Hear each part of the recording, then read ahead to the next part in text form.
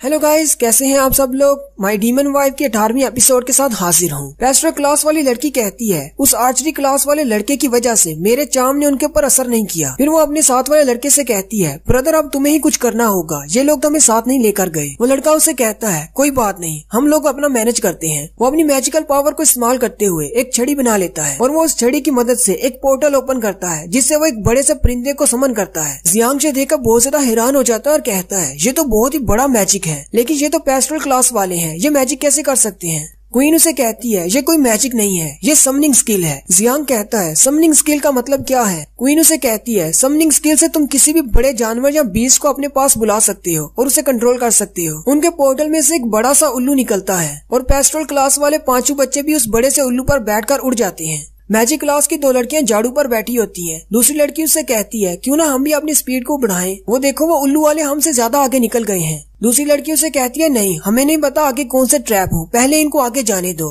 अब magic class के सिर्फ दो ही बच्चे पीछे बचे हैं, एक वो सुरख बालों वाली लड़की और दूसरा वो ग्रीन बालों वाला लड़का जो कि एक बड़ी सी बिल्ली पर बैठा हुआ है। वो लड़का अपनी बड़ी सी बिल्ली को कहता है चलो हम भी चलते हैं। उसकी बिल्ली का नाम जनरल होता है। वो जनरल से कहता है चलो पानी के अंदर चलते हैं। जनरल उसे कहता है नहीं, मुझे पानी के अंदर नहीं जाना। वो लड़का जनरल से कहता है अगर तुम पानी के अंदर स्विम नहीं करोगे तो हम दोनों पार कैसे जाएंगे। जनरल उसे कहता है ये तो तुम्हारा मसला है कि तुम इस झील को कैसे पार करते हो। वो लड़का उसे कहता है तो इसका मतलब तुम स्विम नहीं करना चाहते। जनरल उसे कहता है मैंने तुमसे कब कहा था कि मैं पानी के अंदर स्विमिंग कर सकता हूँ, मैं बस एक बड़ा सा बिल्ला हूँ, मैं पानी के अंदर स्विम नहीं कर सकता। वो लड़का ये सुनते ही चिल्लाना शुरू कर देता है, कहता है इसका मतलब मैं पहले राउंड में ही एलिमिनेट होने वाला हूँ। जियांग जमीन पर बैठा होता है। मैजिक क्लास की सुरख बालों वाली लड़की उसके पास चली जाती है और जाते ही जियांग से कहती है हम लोग इस लेक को कैसे क्रॉस करने वाले हैं। जियांग अपने पास से एक पेपर निकालता है और उनसे कहता है हमें ना तो मैजिक आता है और ना ही समनिंग स्किल्स आती हैं, इसलिए हमें अपने टूल्स का इस्तेमाल करना होगा। जियांग उनसे कहता है प्लीज थोड़ा सा पीछे हट जाओ। वो सब लोग थोड़ा थोड़ा पीछे हो जाते हैं। जियांग अपने पेपर में से एक बड़ा सा पत्थर निकालता है। सुरख बालों वाली लड़की जो देखकर हैरान हो जाती है और कहती है इसने इतने महंगे पेपर को इस्तेमाल किया, वो भी सिर्फ एक मिट्टी का टुकड़ा मंगवाने के लिए। जियांग उस पत्थर के सामने खड़ा हो जाता है और कहता है अब मुझे कौन सी शिप बनानी चाहिए। मोटो आगे बढ़ता है और जियांग से कहता है मुझे लगता है कि हमें मार्क 3 बनानी चाहिए। जियांग उसे कहता है अच्छा ठीक है चलो बनाते हैं। जियांग आगे बढ़ता है और अपने फायर रेड क्रिस्टल से उस बड़े से पत्थर को टच करता है जिससे एक बड़ी सी बोट बन जाती है। ये देखकर वो सुरख बालों वाली लड़की बहुत ज्यादा खुश हो जाती है और कहती है ये तो बहुत ही अजीब सी बोट है, लेकिन मुझे एक चीज की समझ नहीं आई, तुम अपने स्क्रोल में पत्थर क्यों लेकर आए। तुम अपने स्क्रोल पर इस शिप को भी तो बनाकर रख सकते थे, डायरेक्टली इसको बाहर निकाल लेते। जियांग उसे कहता है कि ऐसा नहीं हो सकता, हम लोग पहले मटेरियल्स पर पिक्चर्स बनाते हैं, हम लोगों ने पहले से बहुत सारे स्केच बनाकर रखे हुए हैं, हम लोग डायरेक्टली मटेरियल्स को अपने स्क्रोल्स के अंदर नहीं रख सकते। मुझे बस इस मिट्टी के टुकड़े को अपने पेन के साथ टच करते हुए यह सोचना होता है कि इस चीज को कैसे बनाना है और इसका इंटीरियल्स कैसे होंगे, इसके अंदर मशीनरी कैसी होगी, उसके बाद वो चीज बन जाती है। वो लड़की जियांग के सर पर हाथ रखती है और उसे कहती है अच्छा तो तुम्हारे पास और कौन कौन सी शिप्स हैं। जियांग साथ ही शर्माना शुरू कर देता है और उसे सारी कहानी बता देता है। वो उसे कहता है कि हम लोगों ने इस कंपटीशन से पहले ही बहुत सारी शिप्स के नक्शे बनाए थे। अभी मजीद उसे डिटेल बताने वाला होता है कि मोटो आगे बढ़ता है और जियांग से कहता है तुम इसे हमारी सारी बातें क्यों बता रहे हो, क्या तुम्हें याद नहीं कि हम एक कंपटीशन के दौरान है और ये हमारी एक ओपोनेंट है। जियांग उससे कहता है इस बात से कोई फर्क नहीं पड़ता, ये क्या कुछ कर लेगी। मोटो उसे कहता है अच्छा ठीक है तुम इसे अपने बारे में सब कुछ बता सकते हो, लेकिन जरा जीबी की तरफ तो देखो।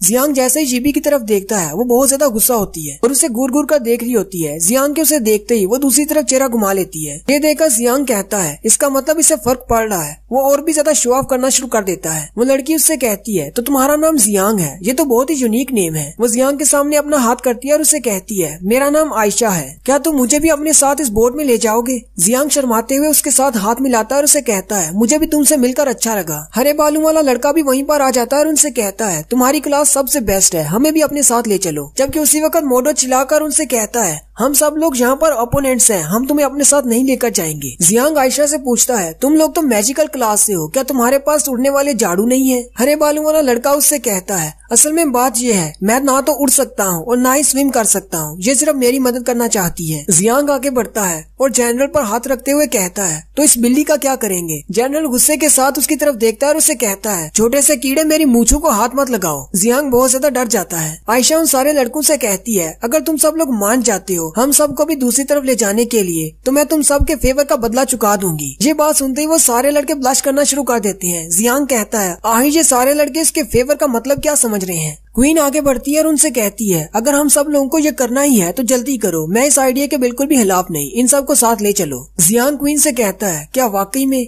क्वीन शर्माते हुए उसे कहती है हाँ मुझे इस बात से जरा भी फर्क नहीं पड़ता। जियांग उनसे कहता है अगर ऐसी बात है तो चलो सब लोग इस शिप पर चढ़ जाओ। वो लोग अपनी शिप में बैठने वाले होते हैं। उसी वक्त दिखाते हैं कि एक बड़ा सा पंछी ऊपर उड़ रहा होता है और वो इन सबको देख रहा होता है और उसी की आंखों के जरिए से दूसरी तरफ अरीना के अंदर सारे बच्चे ये सब कुछ लाइव देख रहे होते हैं। हैंस देखकर कहता है आहिर हमारी क्लास वाले इतने ज्यादा लेट क्यों है, ये अभी तक झील के पार क्यों नहीं गए।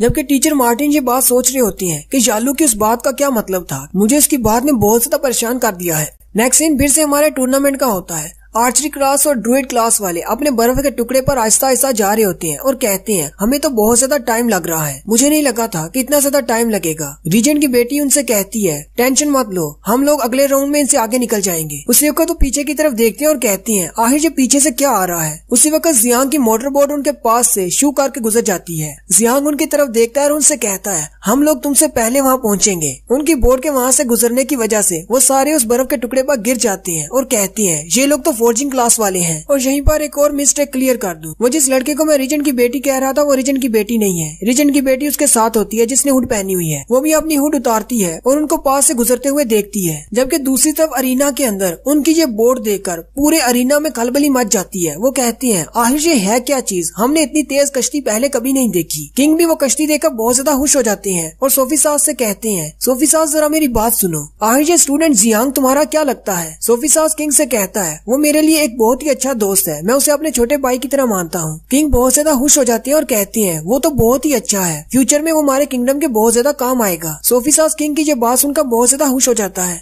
रेनिस जो कि अपने मिट्टी के टुकड़े पर आराम से उड़ता हुआ जा रहा होता है, वो पीछे की तरफ देखता है। उसके पीछे एली और उसके दोस्त स्विम करते हुए आ रहे होते हैं। वो टोटल 4 लोग होते हैं। उसी वक्त एक दोस्त उसे कहता है एली हमारा एक दोस्त गायब हो गया, पीछे देखो वो यहाँ पर नहीं है। बाकी के तीनों ये देखकर बहुत ज्यादा हैरान हो जाते हैं। रेनिस भी उनकी तरफ देखता है तो उसे भी पता चलता है कि उनमें से एक दोस्त गायब हो गया है। उसी वक्त नीचे से बड़े बड़े टेंटिकल्स निकलते हैं और रेनिस के मिट्टी के टुकड़े को तबाह कर देते हैं। रेनिस भी पानी के अंदर गिरने वाला होता है कि वो अपनी मैजिकल पावर से अपने जूतों की मदद से पानी पर चलना शुरू कर देता है। एली पानी के अंदर चला जाता है। पानी के अंदर बड़े बड़े टेंटिकल्स होते हैं। एक टेंटिकल ने उसके दोस्त को पकड़ रखा होता है। एली पानी के अंदर ही तैरता हुआ उसके पास जाता है और अपनी पावर का इस्तेमाल करते हुए उन टेंटिकल्स को तोड़ देता है और अपने दोस्त को बगल से बाहर निकाल लेता है। उसी वक्त एली को सामने 2 बड़ी बड़ी आंखें नजर आती है। एली जल्दी से अपने दोस्त को ऊपर की तरफ लेकर निकल आता है और कहता है आखिर पानी के अंदर थी क्या चीज। थोड़ी ही देर के बाद एक बड़ी सी मछली बाहर निकलती है जिसके बहुत सारे टेंटिकल्स होते हैं। बुरी और उसकी क्लास वाले भी वहाँ पर पहुँच जाते हैं। बुरी कहता है तो इसका मतलब वो आ गया।